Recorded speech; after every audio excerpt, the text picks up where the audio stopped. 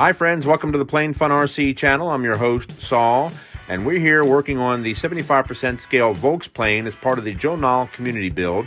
I'm doing the last little bits and pieces on it so we can have it ready in time for the May event, the Joe Nall 2024 event. Folks, you can see how big this Aileron is. Look at it in relation to a standard keyboard. Gives you an idea just how big this plane is going to be.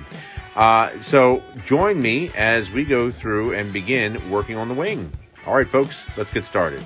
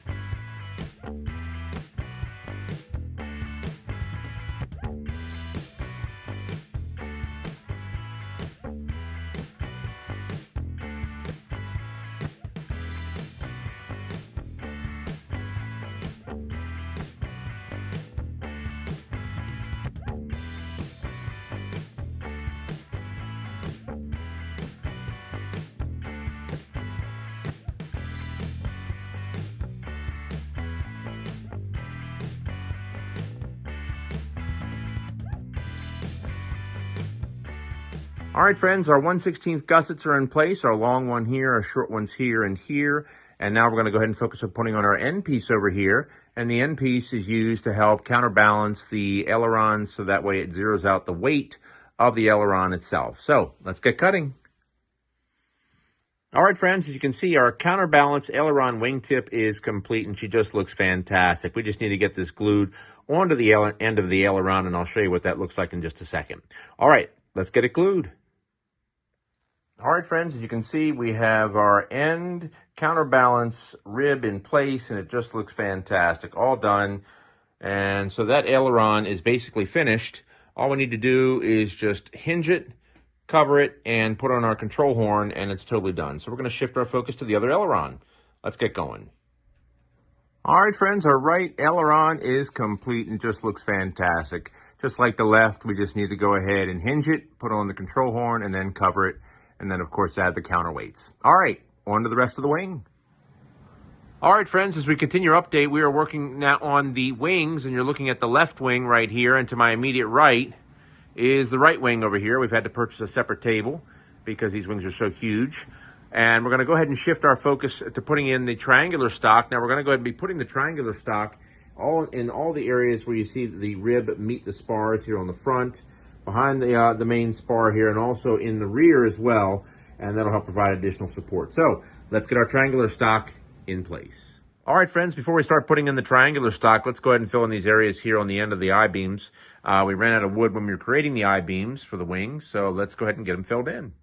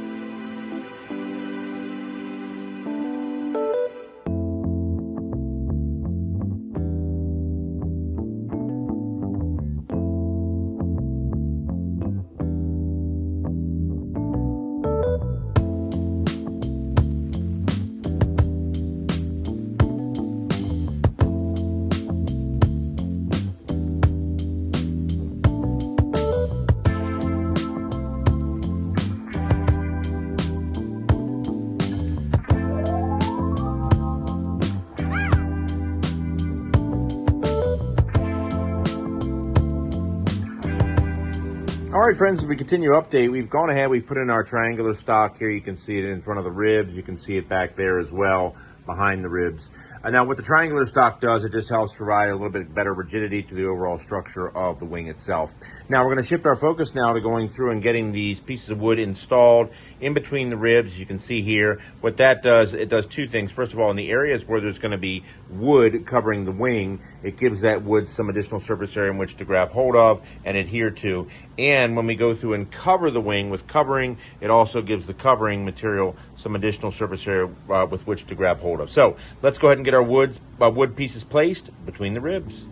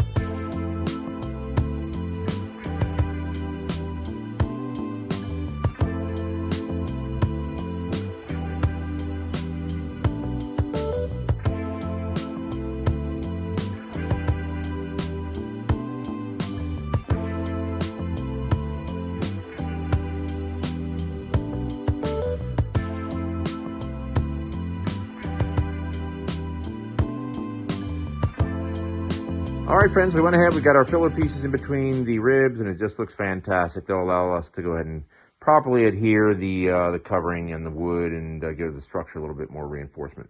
Now we need to go ahead and put on our plywood gussets, and they go on the end of the ribs at the trailing edge. So let's go ahead and get those on.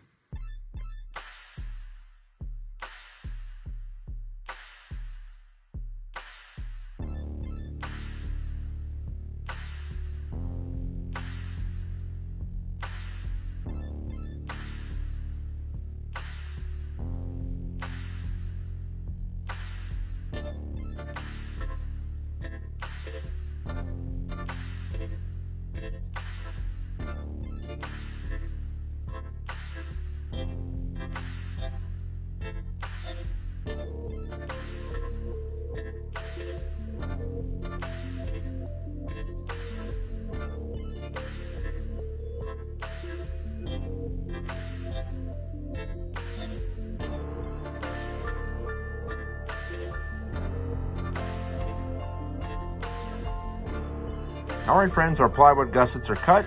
Let's get them on the wing.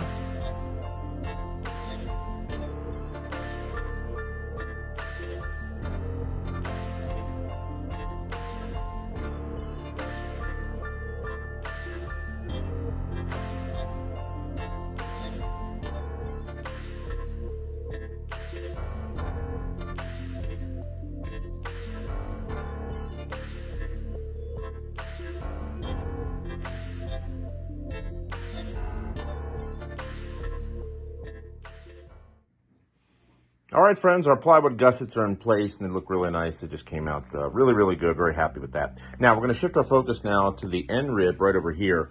What we're going to be doing is we're going to be taking this 1/16 plywood you see here, and we're going to be putting that on the end. We're going to be covering up this side of it for additional support. We'll be doing it on here on the end where the aileron will be located, and also we're going to be doing it over here on the other end where this part of the wing will eventually attach the fuselage. So, let's get started.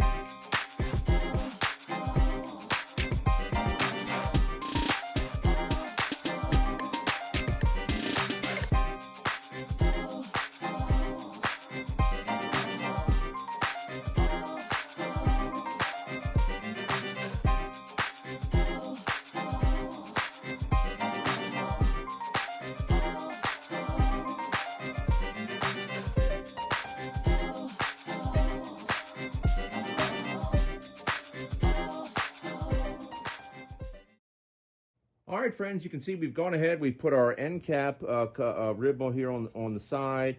We've got our top and bottom end cap sheeting. We're just taking it just up to the halfway on the leading edge here, or the spar, if you will, the leading spar.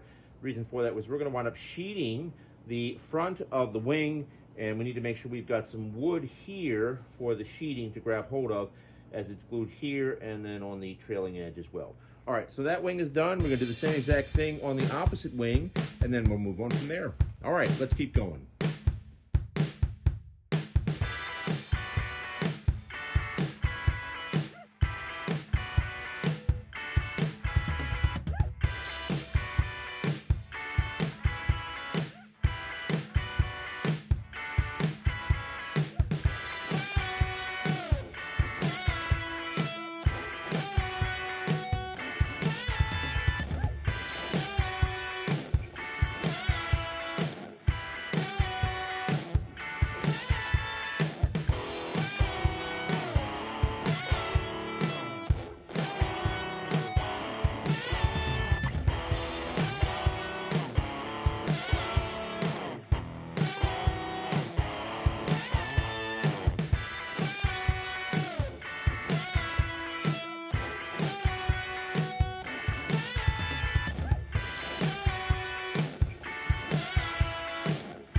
All right, friends, we've got both of our wing root ribs cut, and they look fantastic. We're going to hold off on attaching those. Those will get glued in place after we bolt on our wing mounts. So let's keep on building.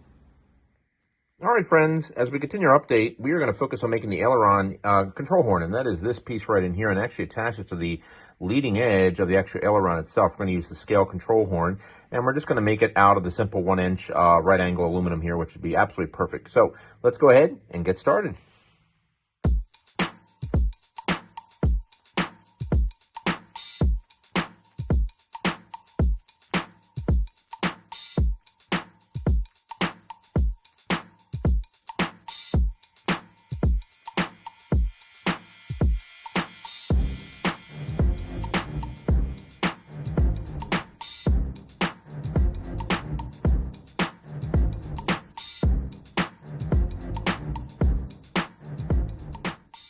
All right, friends, we've got our aileron control horns done. They just look fantastic, came out really well. These will be mounted after the aileron is fully covered and just before we actually finally attach it to the wing. So let's keep on keeping on. Let's move on to our servo mount.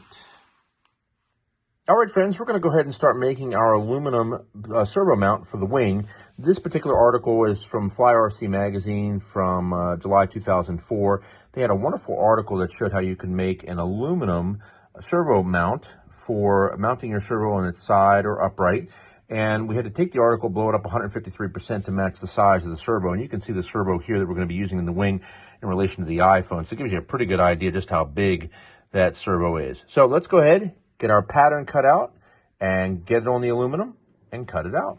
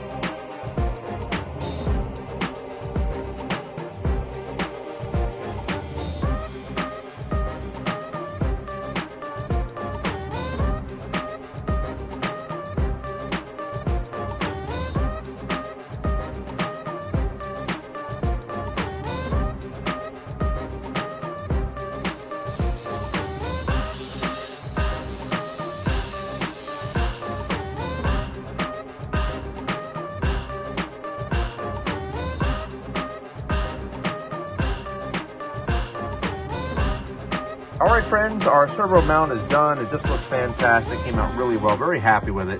Very, very happy with it. You can see we've got our lightning holes here to lighten up the actual structure itself. We use 6/32 socket heads to mount it to the wing, and then we'll also use 6/32 to mount the servo. And you can see what it looks like here when the servo is on there.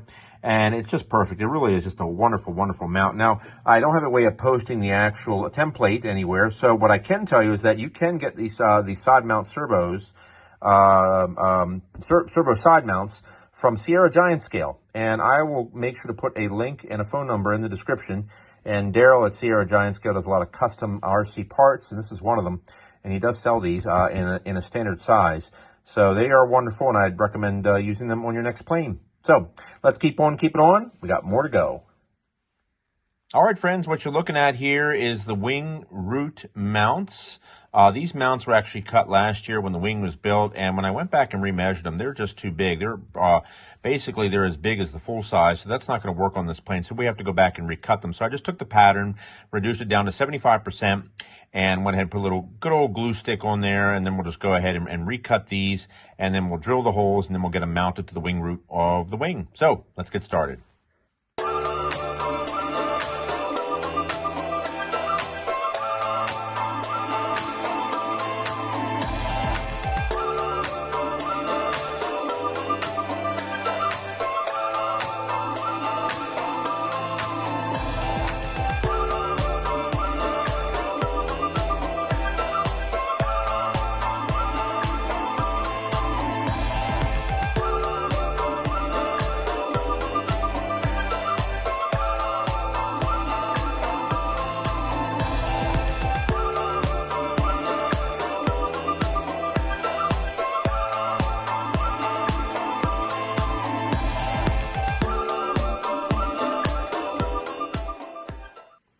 All right, friends, we've got our forward and aft spar mounting brackets cut and sanded. They look fantastic and drilled.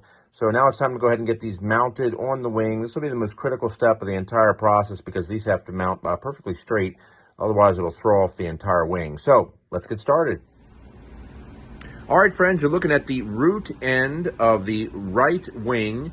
And what should have happened before they put the ribs on is the holes for the bracket should have been drilled, but they weren't. So we need to go ahead and very gingerly remove the end root rib here, and then we'll go ahead, we'll drill our holes, and then we can put it back in place. So let's go ahead and remove our rib.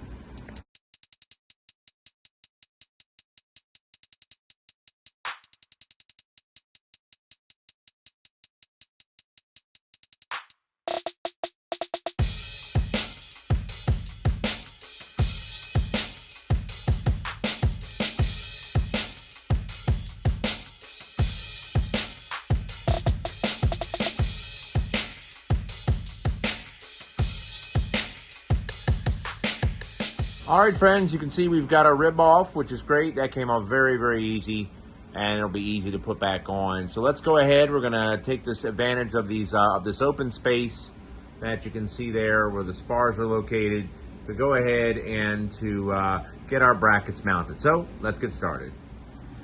All right, friends, we got our rear mounting brackets in place on the right wing, and now we're going to go ahead and shift our focus to the front mounting brackets. So let's get going. All right, friends, we got our front mounting brackets in place, and they just look fantastic. It went on nice and easy, and we were able to go ahead and even reinstall the rib itself on the end. All right, let's go ahead and shift our focus now to the left wing.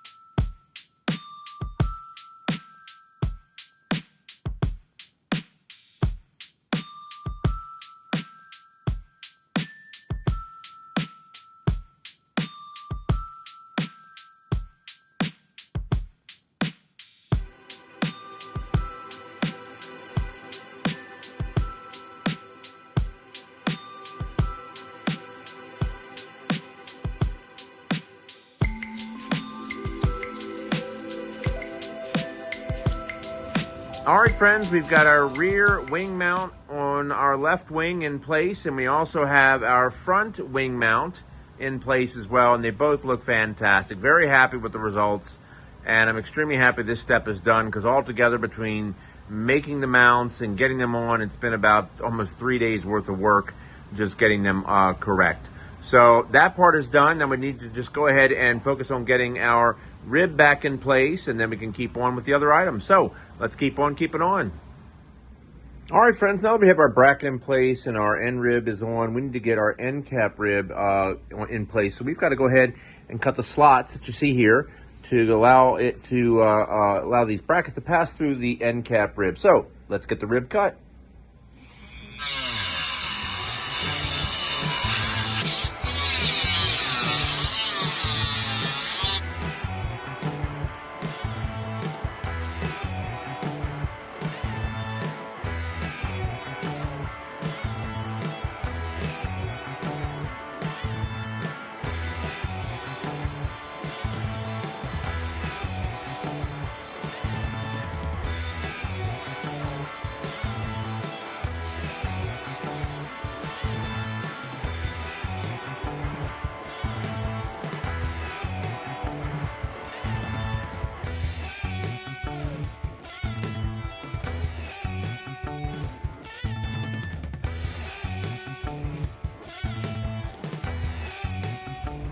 All right, friends, our end cap rib is in place, and it just looks fantastic. It's really starting to get that finished look, which looks great. So the only thing we need to do as far as the end is concerned is just get the sheeting over the two ribs, this one and that rib, from front to back, and we're waiting on that sheeting to arrive. We're getting it custom cut But outside of that, it just looks really, really, really good. Very happy with the result. All right, let's repeat the same thing on the opposite wing and move on from there.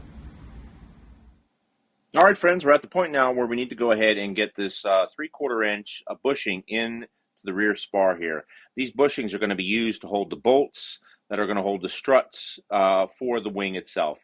And you can see we've gone ahead, we've already installed one on the front spar. Now we need to do the same on the rear spar. And in order for us to do that, we're going to take a piece of 1/4 inch ply and a piece of 1/16 inch ply, glue it together, and then glue it on this side and do the same thing on the front portion here of the rear spar. The reason for that is we need to make sure that the thickness of the wood winds up being 3/4 of an inch to match the thickness of this, or the length, if you will, of this particular bushing. And right now we only have a 1/8 inch piece of ply here, so we need to make it a little thicker. So let's get started.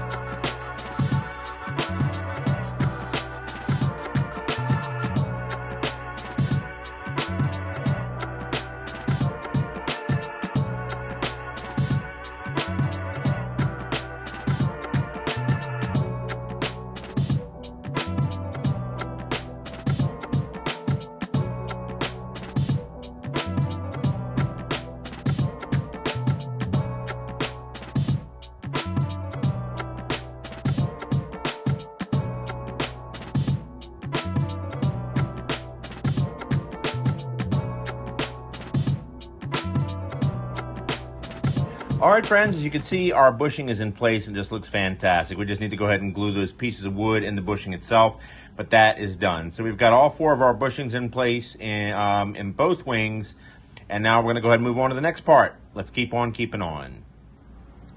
All right, friends, continuing our update, we are going to now shift our focus to getting the aileron hinged to the wing. And you saw the aileron built at the beginning of the video, and so what we're going to be doing is we're going to be using these wonderful hinges, aluminum hinges from Sierra Giant Scale, and I'll have a link in the description. And they really are just some fantastic hinges. They are very lightweight, very long, as you can see, and compared to an iPhone here. And they're just fantastic. What makes them so great is not only are they light and very strong, but if you look very carefully, they've got a lock nut there at the hinge. So once these are glued in place, if you need to remove the control surface, say an aileron, in this case, you can just simply undo the lock nut there. So that's really great. And they're just fantastic. They're perfect for it. Very lightweight, but very, very strong. Now, one thing you want to keep in mind, if you look very carefully at the actual hinge, you'll notice that they're a little offset. Let me see if I can show you on this one a little bit better. There we go. They're a little offset there, you can see. So keep that in mind whenever you're installing the hinge. You want to be careful when you drill your holes, otherwise it'll cause your whole control surface to be offset as well. So just something to keep in mind. So let's get these installed in the plane.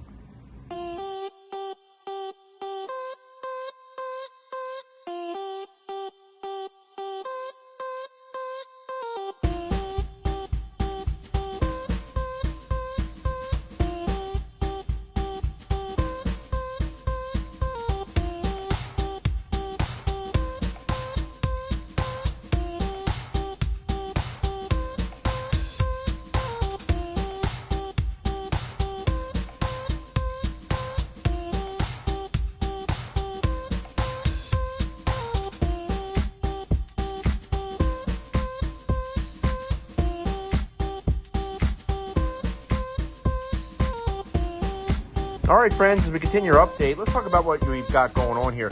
These are some blocks that we are going to cut. They're about 1 5/8 by 1 5/8. And the reason why we're doing that is because, as you can see, we've got our metal hinge here, and it's very long. You can see how it extends well past the rear of the, or the front, if you will, of the rear spar.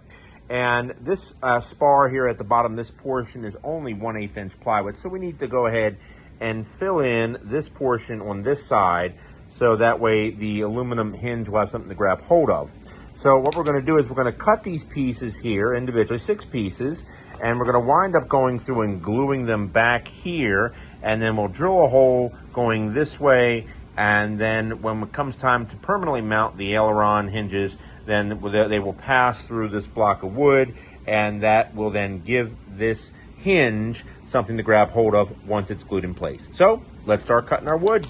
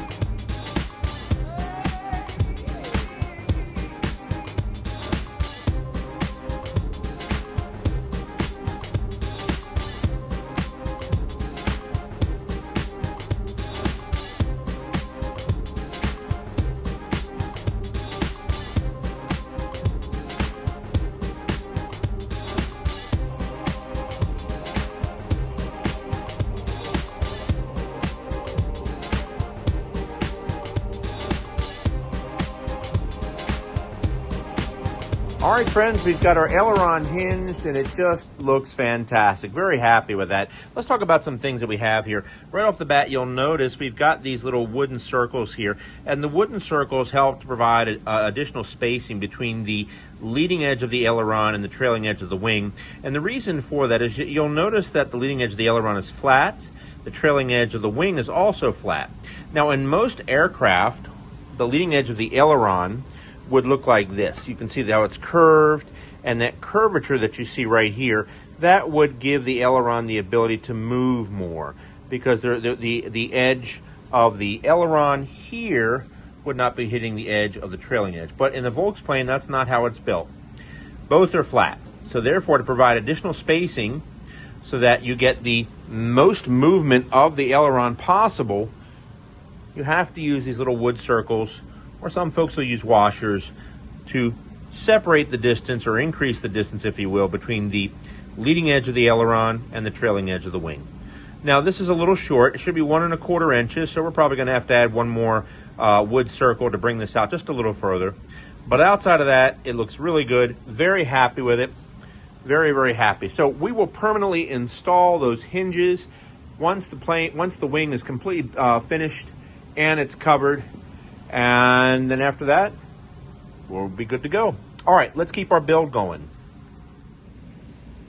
All right, friends, as we continue our update, we're about ready to go ahead and start sheeting, and our wood has arrived from makerstock.com. That's a great place. They went ahead and they custom cut the wood.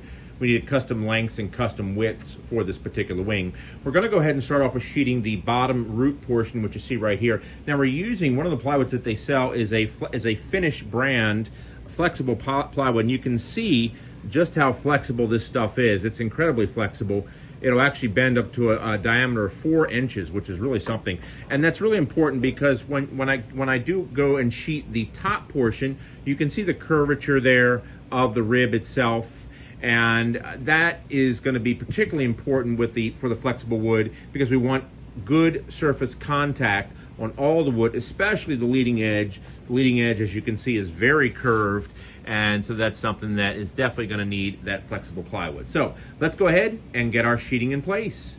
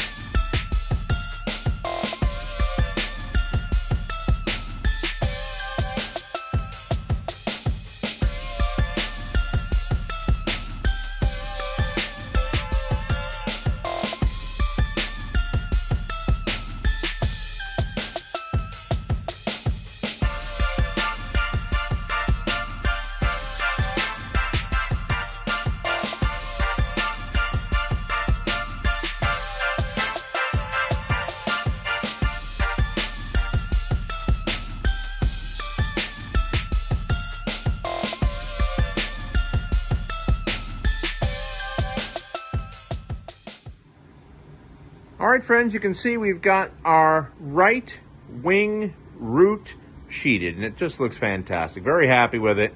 Just looks great. That wood really adds a nice touch. All right, we're going to shift our focus now to doing the left wing root. All right, friends, our left wing root is fully sheeted, and she just looks fantastic. Now we're going to shift our focus to sheeting the middle of both wings. Let's get started.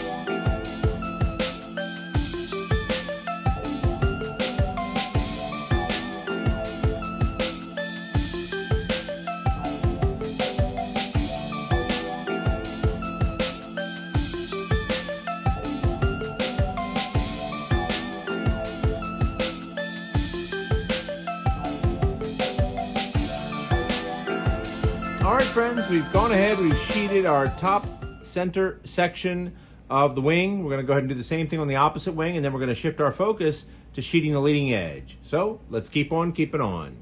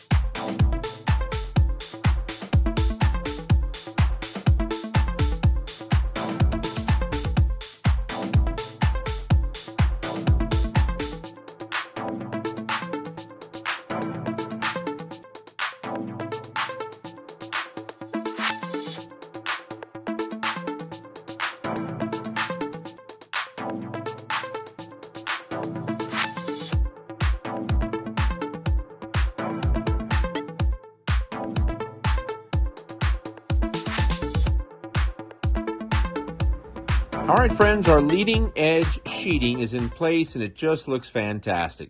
Really nice, really nice on both wings. Now, let's take a moment and talk about some of the things that we did here on the leading edge sheeting. So as we go towards the other end of the wing here, you'll notice that we have a 1/16 inch plywood here. Now, on the full size, the 1/16 inch plywood would run along the entire leading edge of the wing, but we wanted to keep the weight down. However, even though we wanted to keep the weight down, I still want to make sure this area had the plywood because it's going to take probably 2 or 3 people to help assemble each wing half. And whoever stands down here is going to want to grab here. And it's okay if you grab the plywood, it's very stiff. But if you grab the 1/16 inch balsa, it's very flexible. It could run the risk of cracking, so we don't want that. We want you to grab right here on the plywood. So there's a piece here on the top, piece on the bottom. Now, on the rest of the leading edge, to help keep the overall weight down, we just use 1/16 inch balsa. It's more aesthetic rather than structural, but what we did do is we left an open area here. And the reason for that, open area on the top that is, the reason for that, because this is where the strut is going to be attached. The strut that runs from the wing to the fuselage. So therefore, I need to make a hatch because whoever wins this plane is going to have to assemble it and disassemble it, and they're going to need a spot to be able to access the hatch. So we're going to make a hatch here, and we're also going to make one back here on the rear spar where you see the rear bushing, and that is for the rear spar, as I mentioned. Anyway, all right, let's go ahead and make those hatches. All right, friends, our wing strut covers are done. And let's talk about what we have here. First and foremost, you'll notice that the cover itself is much larger than the scale version. The scale version has a diameter roughly about a size of a roll of toilet paper. And I'll explain why the hatch is so large in just a second. One of the first things we had to do is we had to build a frame. And you can see we used 1/2 inch basswood here, and then we used balsa along here and here to hold the railing in place. And then we also put 1/2 inch basswood here and here. Now we put these pieces here because when you take the cover and you fold it over and you screw it down, this part here had a tendency to flatten out, and you want to make sure you're maintaining the same curvature as the actual wing rib itself here on the front. Now, one of the reasons why the hatch is so big is because you need to be able to get your hand in there to insert the bolt and use whatever tools are necessary to go ahead and to be able to mount the bolt to the actual strut itself. In the full size, the strut would be attached, and that's it. Usually wouldn't have to take it off unless you needed to do something to the wing. But obviously in the RC version, you've got to be able to assemble it and disassemble it at the field. So this is done. Now, the strut hatch itself will be finished after we've created the struts. And the reason for that is because we're not exactly sure where the opening needs to go, where, in other words, where the strut will be exiting out. In the full size, you would create the struts, you would make the strut hatch, you would slide the hatch onto the strut, and then you would go ahead, once the strut is bolted down, then you would slide the hatch back down, and you know exactly where the strut needs to be placed, the strut cover needs to be placed. So this will be finished after we've gone ahead and created our struts. So for right now, we're going to go ahead, we're going to shift our focus to getting our servos installed in our wings. So let's keep on keeping on. All right, friends, let's talk about mounting the servo. So what we did here is you saw earlier in the video how we had made the servo mounting bracket, which is this bracket here, but we needed a way to attach it to the actual wing itself. So I made this L-shaped aluminum bracket there, and you can see from the side exactly how that looks. And then we took the actual servo mounting bracket and we attached it to the L-shaped mount. Now, the reason why we're using an L-shaped mount is because we're going to go ahead, we're going to take the servo and we're going to be mounting it to the back of the actual rear spar, to the front of the rear spar, excuse me. And the reason for that is because that, believe it or not, is actually the scale location of a pulley box. The pulley box is what directs the cables that move the ailerons to the aileron itself. Now, the only two things we're going to have to change here are, first of all, we're going to have to move the actual control horn for the aileron to the opposite side over here, and we are going to put a piece of 1/4-inch ply on the opposite side here to make sure that we have a good, strong attachment point, because this servo from Hitec puts out a little bit more than 95 pounds of torque. So we want to make sure we have something that is not going to break free if it ever has to exert that kind of force. So let's get started.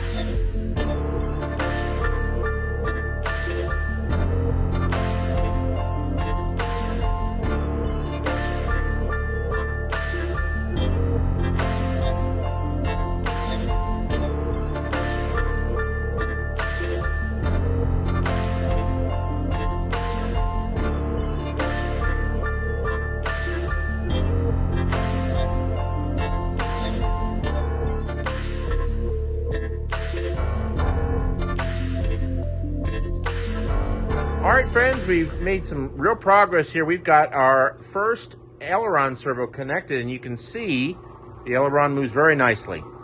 Really great, very happy with that. The only problem we're running into is watch the servo, watch very carefully. See how it shakes in a little bit? There's a lot of flexing going on.